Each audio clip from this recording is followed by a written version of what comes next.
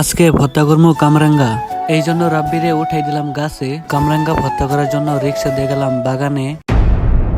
Hello guys, আসসালামু আলাইকুম। কি অবস্থা, কেমন আছেন সবাই? তো আশাই সবাই ভালো আছেন। আজকে আমরা ভর্তা করব কামরাঙ্গা। আমাদের বাড়ির সামনে একটা কামরাঙ্গার গাছ আছে, তো রাব্বিরে নিয়ে আমরা যাইতেছি। গাছওয়ালার কাছে পারমিশন নিয়ে রাব্বিরে চড়াই দিলাম গাছে, যাতে করে পরে যেন কিছু না বলতে পারে। একটা করে কারাঙ্গা পায়রে কেস দিতেছে, যাতে করে মাটিতে পড়ে নষ্ট না হয়। কামরাঙ্গা অনেক টিপারা হয়ে গেছে, এখন আর লাগবো না বেশি। রাব্বিরে নামতে পারলাম গাছ থেকে। কামরাঙ্গা বেশি পারার কোনো প্রয়োজন নেই, অল্প করেই খাওয়া ভালো। সবকিছু রেডি করা শেষ।